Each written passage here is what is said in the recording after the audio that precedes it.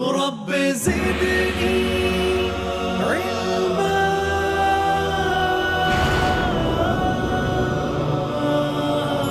رب زدني علما رب زدني علما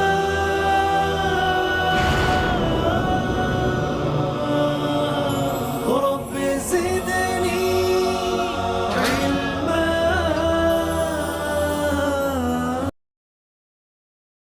جاندار سارے درخت وغیرہ سب ختم ہو گئے تھے. ایک نئی دنیا، ایک نئی آبادی کے ساتھ نوح علیہ السلام کے زمانے سے وہ شروع ہوئی.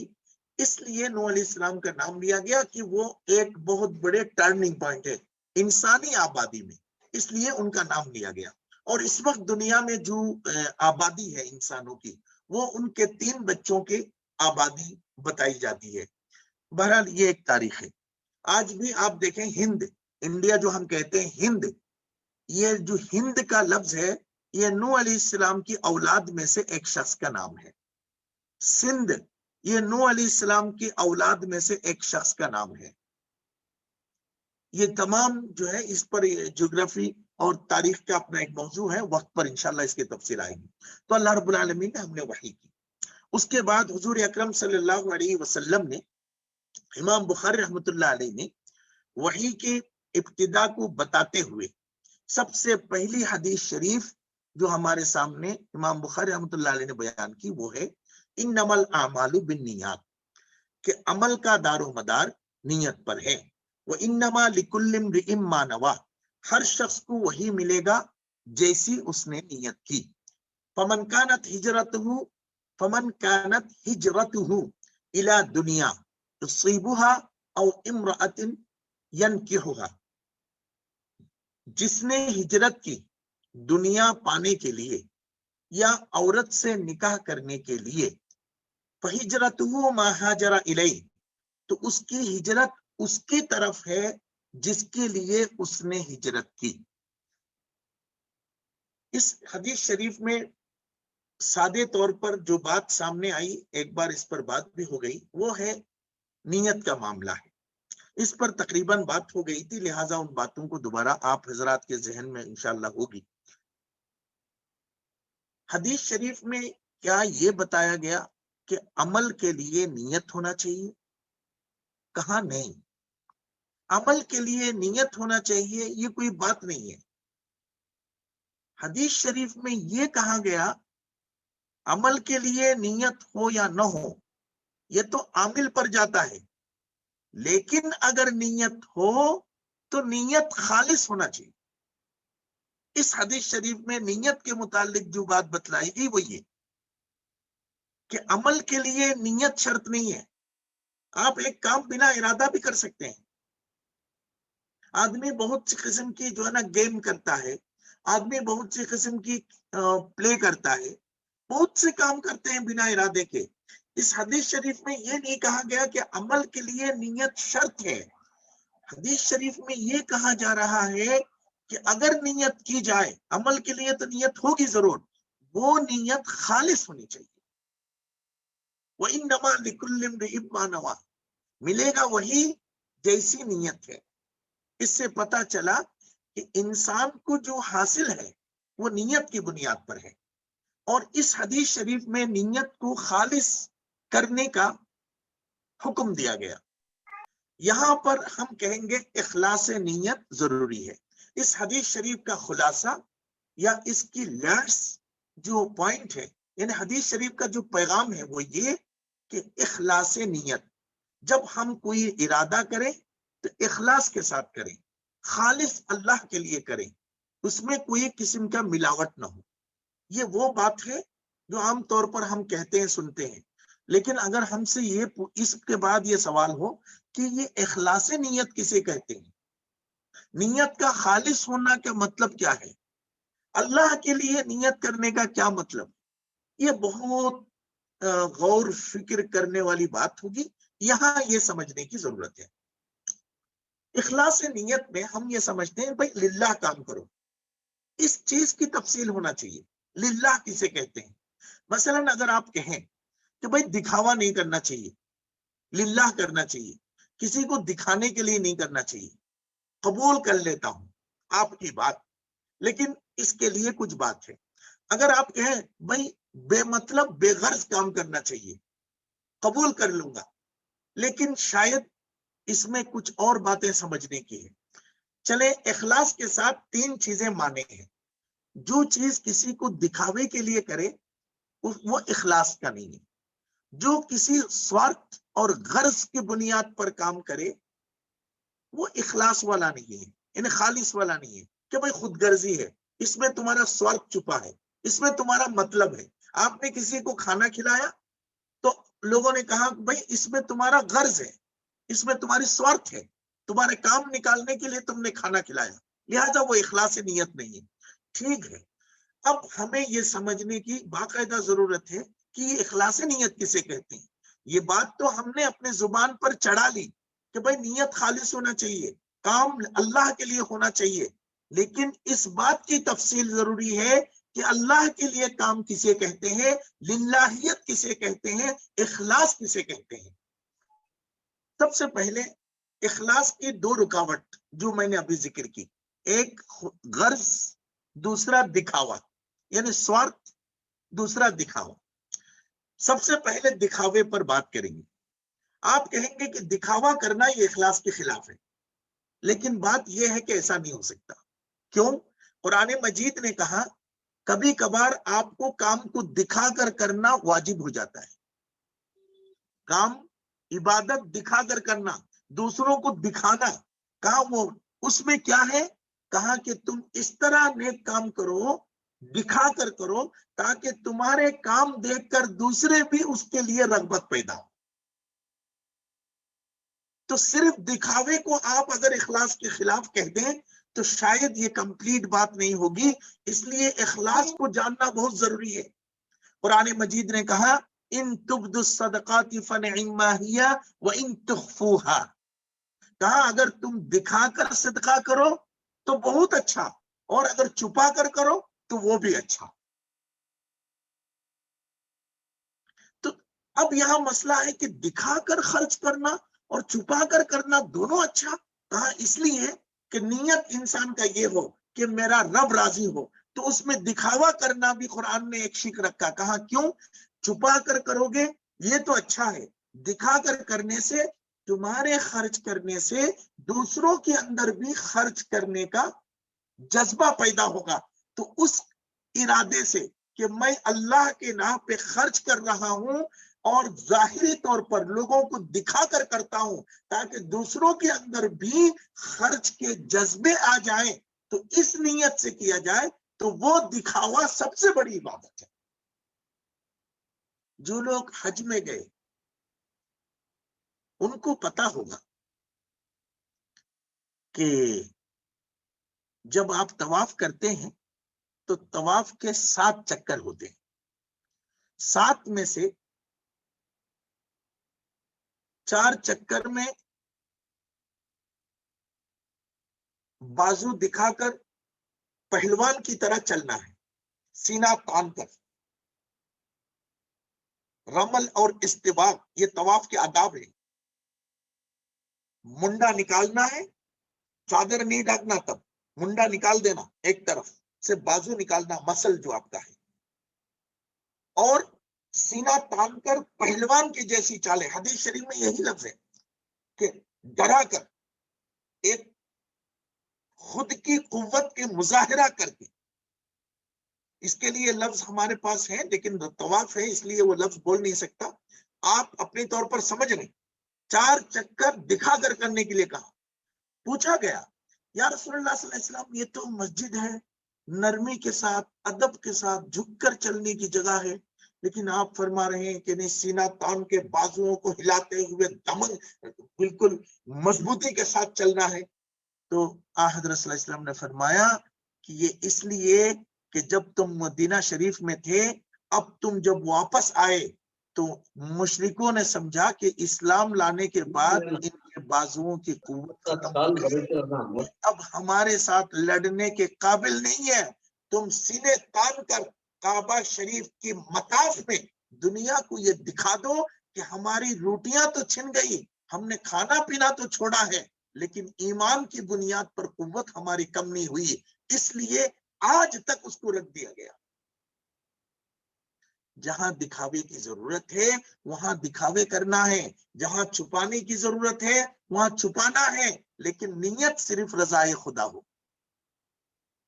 اس لیے آپ صرف دکھاوے پر ایک بات رکھ کر اس طرح سے نہیں ہو سکتا۔ حضرت بلال رضی اللہ تعالی، حضرت عبداللہ بن زید بن عبد ربہ نے خواب دیکھا۔ حضرت صلی اللہ علیہ وسلم پر جب نماز فرض ہوئی تو رسول کریم صلی اللہ علیہ وسلم ایک دن مشورہ کرنے لگے کہ یا رسول اللہ صلی اللہ علیہ وسلم کہ بھائی یہ نماز تو اب فرض ہے، اس میں جماعت کی نماز ضروری ہے، اب لوگوں کو کیسے پتا چلے گا کہ جماعت کا وقت کیا ہوگا؟ اب آپ گھڑی ہے 1:30 بجے جماعت ہوتی ہے، آپ کے پاس کمیونیکیشن ہے اور ڈیجیٹلی دنیا جو ہے کنیکٹڈ ہے، یہ ٹھیک ہے، لیکن اس زمانے میں ایسا نہیں تھا۔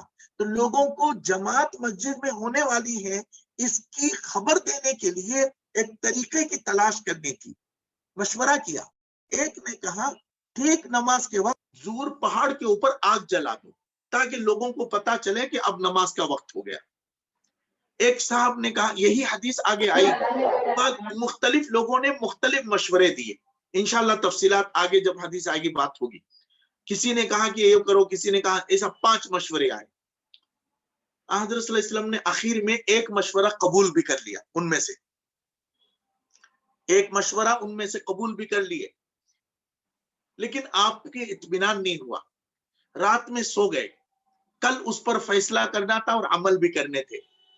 حضرت صلی اللہ علیہ وسلم فجر کی نماز کے لیے آئے، نماز پڑھی، ایک صحابی بہت شرماتے ہوئے آئے، حضرت زید بن عبداللہ بن زید بن عبد ربہ، وہ آ کر حضور صلی اللہ علیہ وسلم کی خدمت پہ حاضر ہو کر کہا، یا رسول اللہ صلی اللہ علیہ وسلم، ایک بات کہتا ہوں بہت ڈر ڈر کے، کل سے آپ مشورہ کر رہے تھے، میں بھی سوچ رہا تھا، اچانک خواب میں ایک صاحب آئے، انہوں نے آ کر کہا کہ اذان کے، یہ لمبی تفصیلات ہے، انشاءاللہ وقت پر آپ کے سامنے لمبے واقعات بتاتا ہوں، تو انہوں نے اذان کے کلمات ان کو سکھا دیے خواب میں، اور وہ کلمات حضور صلی اللہ علیہ وسلم کو سنایا۔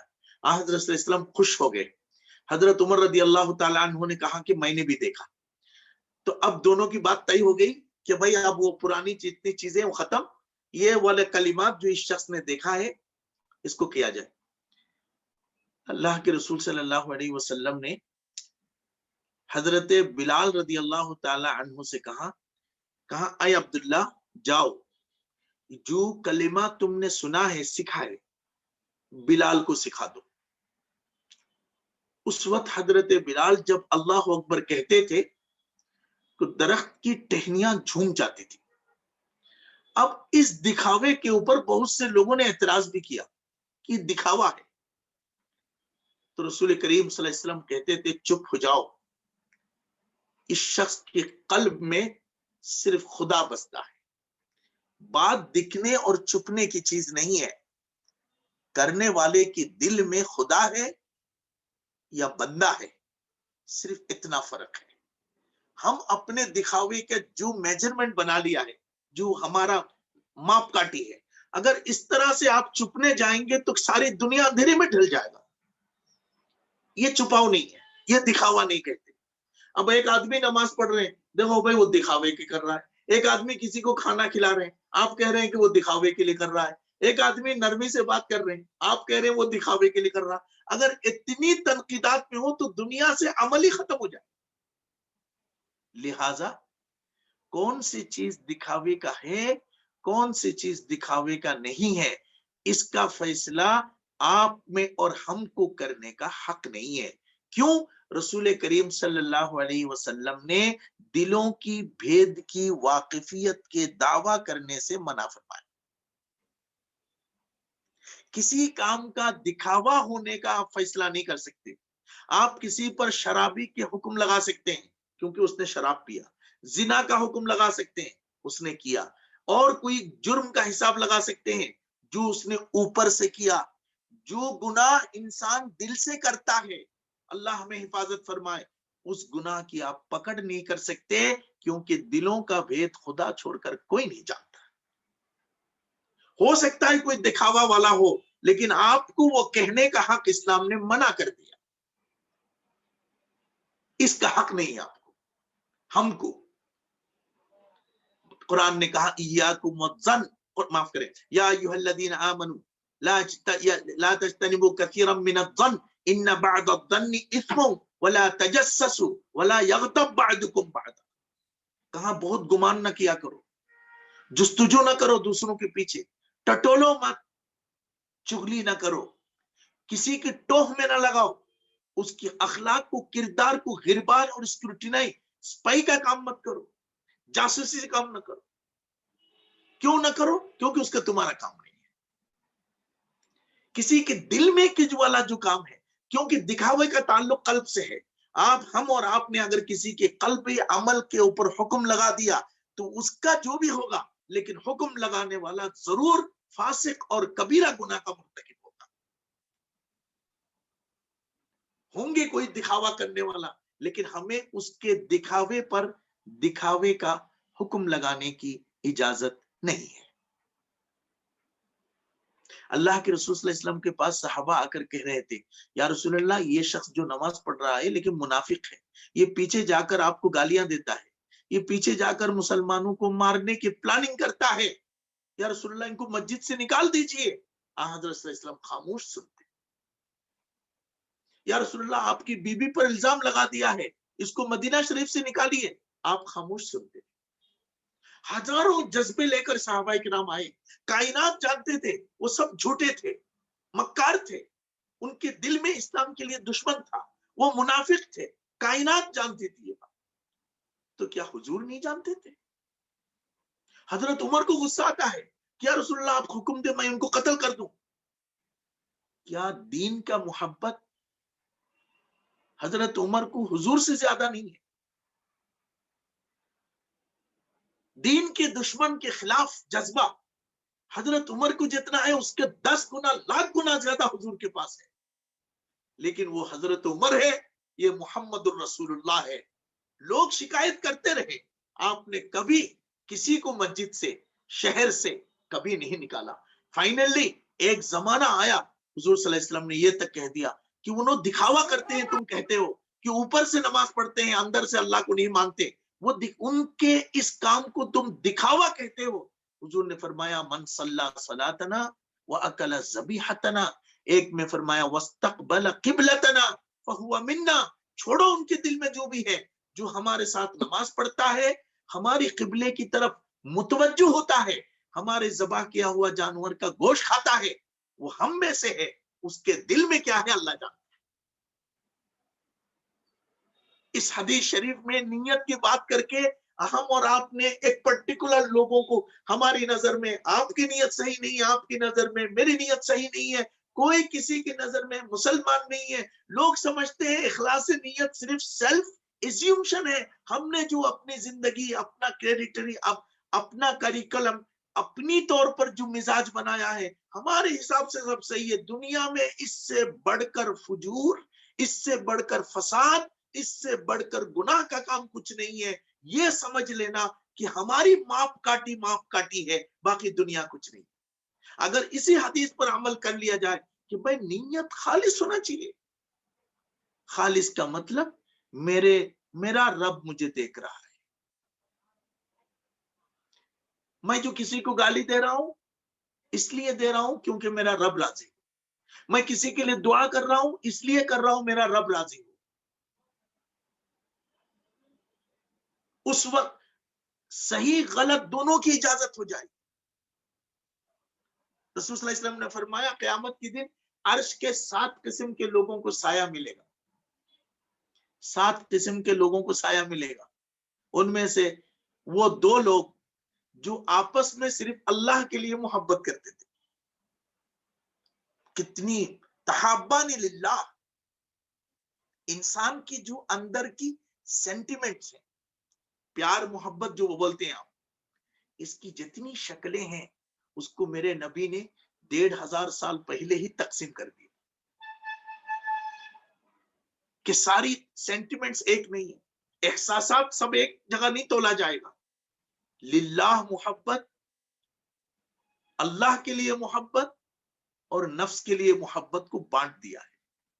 وَتَبَاغَضَانِ لِلَّهِ, اللہ کے لیے جو دشمنی کرے گا ان کو نور کی کرسی میں بٹھائے جائیں.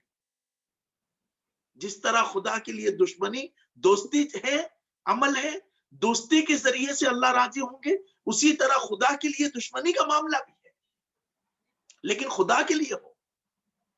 یہ بہت باریک لائنز ہیں, اس پر جسٹیفیکیشن, اس کے اوپر خود کو فیصل بنانا کافی مشکل کام ہے. جب تک انسان خود اپنے انصاف پر نہ آئے گا, تنہائی میں نیک نہیں ہوگا. کوئی دنیا کی کتاب انہیں اس ترازو میں کھڑا نہیں اتار پائے گا.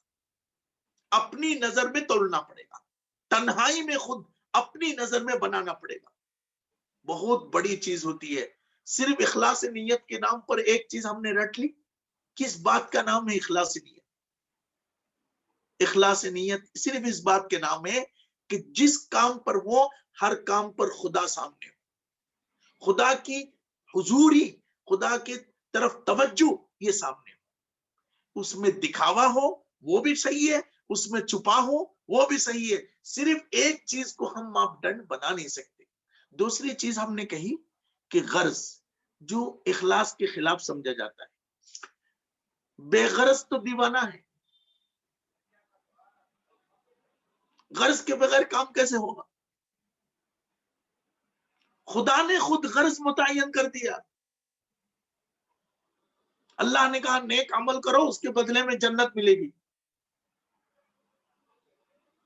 خدا نے کہا دیکھو میں نے انسان کی جان اور مال جنت کے بدلے خرید لیا ہے, ڈیل ہے.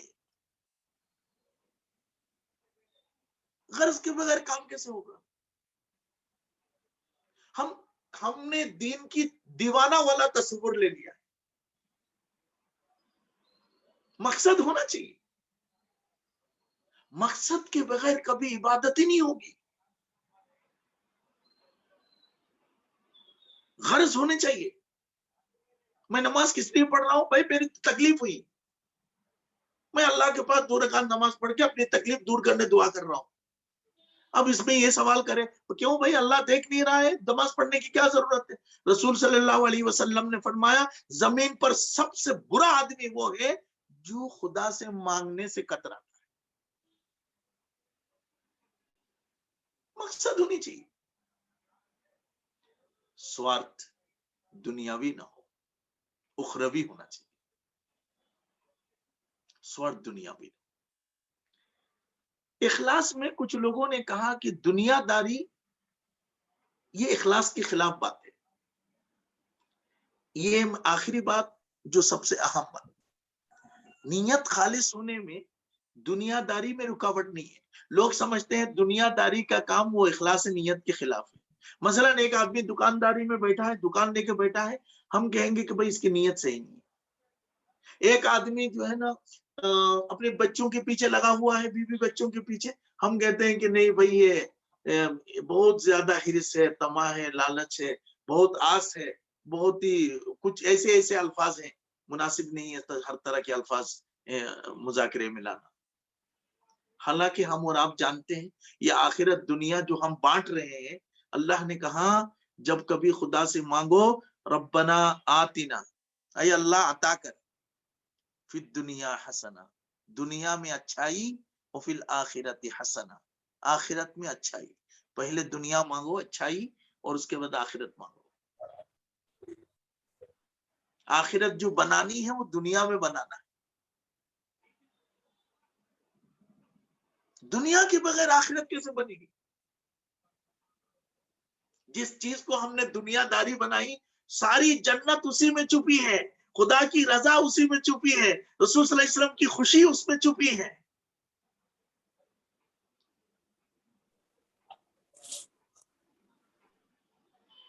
جو وعدے اللہ نے ان دنیا داری میں کی ہیں, وہ وعدے ان چیزوں میں نہیں کی جس کو ہم آخرت کا کام یا دینداری سمجھتے ہیں. مثلا ہر نمازی, روزے دار, حاجی, زکات دینے والے جنت میں جائیں گے ان اعمال کے والے. ہاں قرآن مجید میں ہے نماز کے بدلے میں جنت ہے, روزے کے بدلے میں تو جنت ہے، بلکہ دروازہ بھی نام ان کا روزے کا، ہر چیز کے بدلے میں جنت ہے۔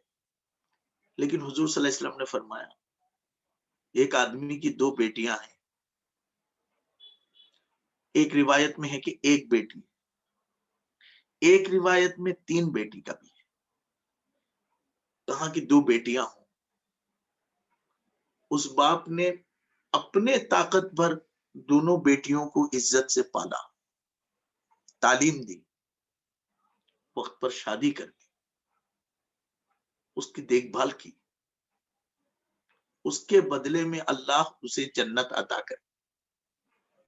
اس کے سر پر امامہ ہے یا نہیں وہ الگ بات، وہ جبہ پہنتا ہے کہ شرٹ پہنتا ہے الگ بات، اس کے پاؤں میں جوتا ہے چپل ہے کیا ہے الگ بات، میرے نبی نے کہہ دیا جنت ملے گی سو ملے گی، یہ اتنا سچ ہے جتنا لا الہ الا اللہ سچ ہے۔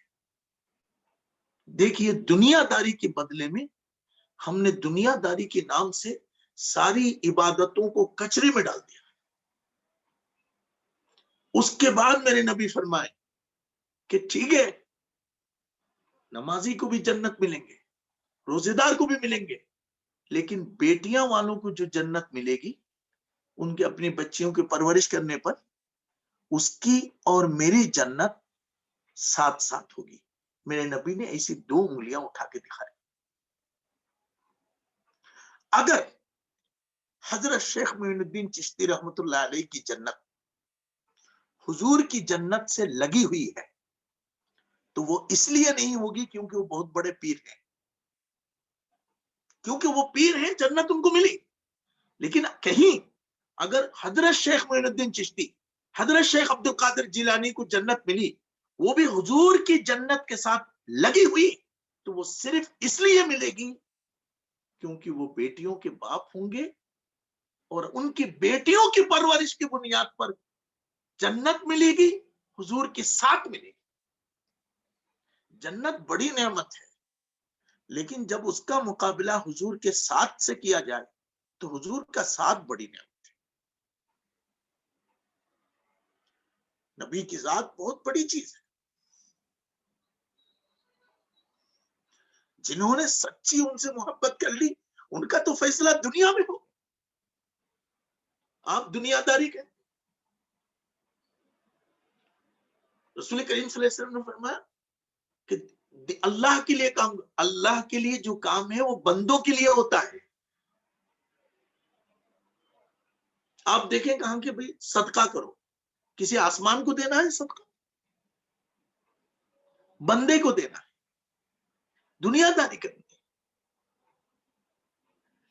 ایک مرتبہ حضور بیٹھے ہوئے تھے، حضرت ابوبکر حضرت عمر یہ بڑے بڑے لوگ بیٹھے تھے، امام ترمذی نے ابن ماجہ نے نقل کی، بیٹھک میں بات چل رہی تھی، بڑے بڑے علم کے، عرفان کے، روحانی بڑے بڑے باتیں، ایک دم سے ایک وہ کسان آ گیا، ہل چلانے والا، اپنے اونٹ کو بندھا، خچر جو بھی وہ حال میں کام کرنے والا جانور کو باندھا، ویسے ہی کپڑے میں دھول میں سیدھا دربار نبوی میں آ گئے، آ کر بیٹھ گئے۔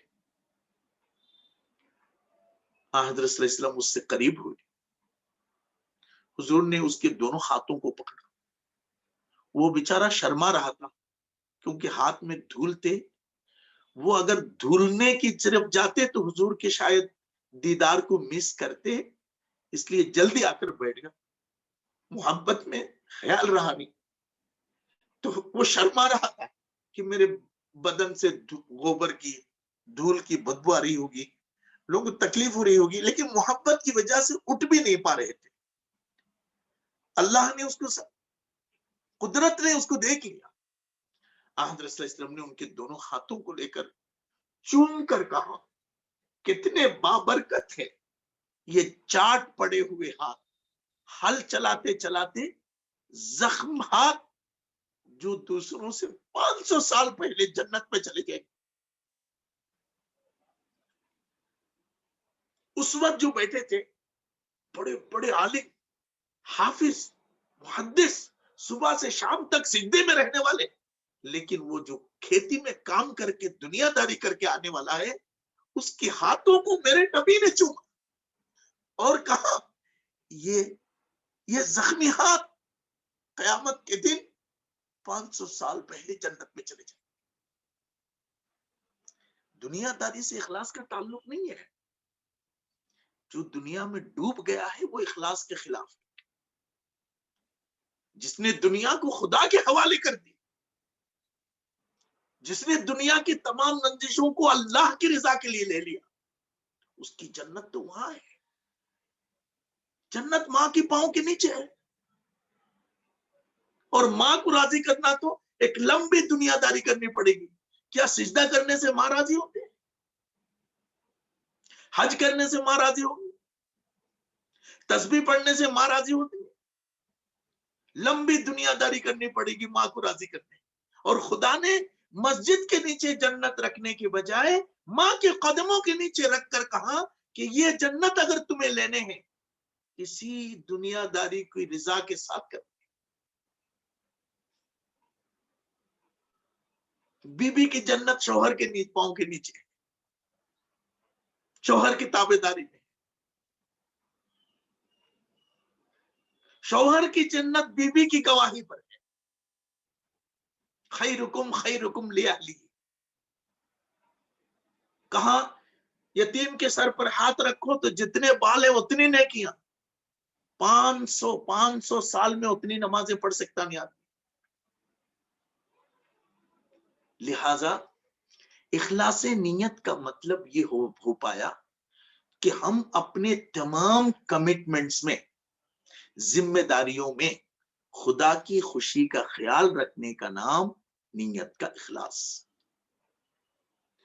اپنے ذمہ داریوں سے بھاگنا, نیک نامیوں کے نام سے دنیا کے تمام مسائل پیدا کرنا اور خود تمام کمٹمنٹ سے, ذمہ داریوں سے, لاگو ہونے والی چیزوں سے دور بھاگنا کبھی نیت کا اخلاص نہیں ہو سکتا. خدا کے نام پر بندوں کو تکلیف دینا, خدا کی محبت کے نام پر بندوں کے ساتھ ناانصافی کرنا, عبادت کے نام پر اپنی فرائض کو چھوڑ دینا, یہ نیت کے اخلاص کا. وَإِنَّمَا لِكُلِّ امْرِئٍ مَّا نَوَىٰ. مثال لیں آخری,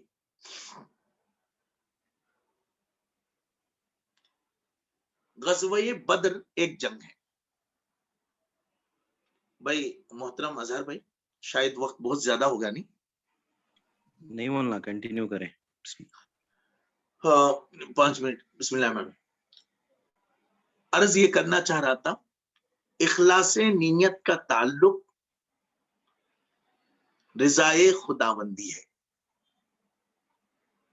اس میں دکھاوا بھی آ سکتا ہے, غرضیت بھی آ سکتا ہے, مقصدیت بھی آ سکتا ہے, اور دنیا داری تو ہے ہی ہے, اس کے بغیر نہیں. رہبانیت, آچاری پن, بھرمچاری جو آپ لوگ بولتے ہیں, ان سب چیزوں, یہ تو انسانوں کی سیلف ایڈیٹڈ, خود ساختہ چیزیں ہیں. سنکی, منتشر, ایب نارمل لوگوں کی سیلف ایڈیٹڈ چیزیں ہیں. یہ نہ اس دنیا کی ہے نہ اس دنیا کی ہے. اور اس ٹائپ کی کیریکٹر سے بھرمچاری یا رہبانیت, تیاگ, اس قسم کی چیزوں سے دنیا کو کیا ملا ہے؟ اس ٹائپ کے لوگوں نے دنیا کو کیا دیا ہے؟ چند علاوہ اس چیز کے کہ اسی ٹائپ کے کچھ لوگ اپنے نشا, اپنی انتشار اور اپنی آسودہ پن کی ایک ریسٹ بنانا چھوڑ کر انسانی دنیا کو کیا دیا ہے؟ کچھ نہیں دیا. اللہ کے رسول صلی اللہ علیہ وسلم آئے امین بن کر, اس کا تعلق دنیا دار سے. جوان ہوئے تاجر بن کر. ولی اور بادشاہ تسبیح والے نہیں, تسبیح تو پورا وجود ہی تسبیح ہے حضور کی. وہ ہاتھ میں پتھر لے لے تو پتھر تسبیح, 1000 रकात नफल पढ़ना बहुत आसान है 1 घंटा सच बोलने के मुकाबले। बदर के मैदान में ये हमारे यहाँ की जितनी इबादत है उस बड़ी इबादत गज़वे बदर में जो शरीक हुई। अल्लाह रब्बुल आलमीन ने कहा कि बदर वालों, अपने हबीब के जरिए से हुजूर सल्लल्लाहु अलैहि वसल्लम ने बदर वालों से कहा, ऐ अस्हाबे बदर, ऐ गज़वे बदर में शरीक होने वालों, इसके बाद चाहे तुम कुछ भी करो अल्लाह तुमको माफ कर दिया। इतनी बड़ी बात है गज़वे बदर की बात। हदीस शरीफ में है, इसी किताब में इंशाल्लाह आगे आएगी। मेरी आपकी बात चल रही थी, असल चीज क्या है? दीनदारी दुनियादारी के नाम से जो हमने डिवाइड किया है, ये बहुत ही मैं बहुत छोटा लफ्ज इस्तेमाल कर नहीं सकता आपके एहतराम में, लेकिन बहुत स्मार्ट काम नहीं है, बहुत ही गलत तरीका है। इसको दीन को इसको नहीं बांटा गया। दुनिया और आखिरत का लफ्ज हदीस शरीफ में बार बार आते हैं आगे पीछे, इसी में भी आया हुआ है। दुनिया दुनुवन से है, दुनिया दुनुवन, जिसका मतलब होता है जो अपनी रिजल्ट की तरफ तेजी से करीब हो जाए, उसको कहते हैं दुनुवन। इसी से दुनिया बनी, मतलब जो अपने खात्मा की तरफ फास्ट चली जा रही है, इसका नाम दुनिया इसलिए रखा गया। शरई तौर पर इसके कई नाम हैं। माँ हजर को दुनिया कहते हैं, जमीन और आसमान और सारे पात को दुनिया कहते हैं, लेकिन अगर लैंग्विस्टिक एंड कॉन्स्टिट्यूशनल मीनिंग दुनिया का ये है जो अपने अंजाम को तेजी से चला जा रहा हो, यानी वो अपनी फाइनल स्टेज की तरफ फास्ट जा रहे हो, उसको कहते हैं दुनिया। बदर में सब लोग गए, सब बंदी हुई, और गज़वे बदर की सबसे बड़े कंट्रीब्यूटर थे हजरत उस्मान रदी अल्लाह ताला। बहुत बड़े पैसे उन्होंने दिया, दान दिया, यानी सदका की, इन्फाक किया दीन के लिए, और खुद भी सारी चीजें लेकर आए। उनको घोड़ा होना चाहिए, घोड़े वाले को उनको दिए, सब कुछ दिए, बहुत कुछ अता किए। हुजूर सल्लल्लाहु अलैहि वसल्लम बड़े खुश हुए हजरत उस्मान रदी अल्लाह ताला। लेकिन जैसा ही चलने के वक्त आए तो हजरत उस्मान रदी अल्लाह ताला अन्हु की जो मिसेस थी वो बीमार हो गई। बहुत खास तवज्जो की बात है, इखलास का जो मामला है वो हमने एक अलग अंदाज के कर दी। हजरत उस्मान रदी अल्लाह ताला अन्हु की मोहतरमा यानी उनकी वाइफ बीमार हो गई। हमारे यहाँ कभी कभी सुनते हैं कि भाई दीन के काम में लग गए, अपने सब अल्लाह के हवाले कर दिए, अल्लाह ने उनको देख लिया। मैं इस तरह की, अच्छी बात है इस तरह की तवक्कुल, लेकिन ये आपके तवक्कुल हैं, आपके सजाए हुए हैं। मैं ये जो बात अर्ज कर रहा हूं इसी किताब के अंदर। उनकी महलिया बीमार हो गई, खबर आई कि आपकी मिसेस बहुत बीमार, वो पहले से बीमार थी लेकिन उस वक्त ज्यादा हो गई। तो हजरत उस्मान रदी अल्लाह ताला अन्हु आंखें अश्कबार हो गई। हुजूर सल्लल्लाहु अलैहि वसल्लम ने हजरत उस्मान से कहा, भाई तुम अपनी बीवी की खिदमत में रह जाओ, हम लोग चलते हैं। हजरत उस्मान ने कहा, या रसूल अल्लाह, ये मौका मुझे दोबारा जिंदगी में नहीं मिलेगा। जो चीजें हैं बीवी भी मिल जाएंगी, सारी चीजें, लेकिन ये मौका मेरी हयात में, जो बदर में शिरकत का मौका, मेरे हयात में नहीं मिलेगा। लेकिन आपके हुक्म के सामने इन सब चीजों की कोई बात नहीं। फौरन वो वापस हो गए, लेकिन वो जो वापसी थी उनकी, उसकी तस्वीर कभी वक्त आए तो इंशाल्लाह आपके सामने अर्ज करूंगा। बहुत ही अफसोस और बहुत ही मुश्किल वापसी थी उनकी। वो रह गए अपने घर वाले। इतने में हजरत सल्लल्लाहु अलैहि वसल्लम बदर में पूरा सब कुछ हुआ, वापस आने के वक्त हजरत उस्मान रदी अल्लाह तआला अन्हु की अहलिया का इंतकाल भी हो गया उसी दिन जब हुजूर तशरीफ लाए। चूंकि वो हुजूर की बेटी थी, उम्मत के बहुत बड़ी बेटी थी, हजरत सल्लल्लाहु अलैहि वसल्लम कब्र में खुद उतरे, नमाज जनाजा पढ़ाई, कब्र में उतर कर अपनी बेटी की लाश रखी। हजरत उस्मान रो रहे थे तो हुजूर ने फरमाया, उस्मान, अगर मेरे पास 40 बेटी होती तो मैं हर एक तुमको दे देता, एक के बाद एक। कब्र वगैरह दफन वगैरह काम हो गया। अब غزوہ بدر والوں کو تنخواہیں یعنی ان کو کچھ راشن دینا تھا تو اس کی لسٹ بنانے کے لیے کہا گیا. بدر میں جو لوگ تھے ان کی لسٹ بنائی گئی. اصحاب بدر بہت بڑی بات ہے. تو لسٹ بنائے گئے. تو حضور صلی اللہ علیہ وسلم کے سامنے وہ لسٹ دیا. تو حضرت صلی اللہ علیہ وسلم نے پوری لسٹ پڑھ کے کہا کہ ارے بھائی اس میں عثمان کا نام نہیں ہے. تو لوگوں نے کہا یا رسول اللہ وہ تو نہیں آئے تھے.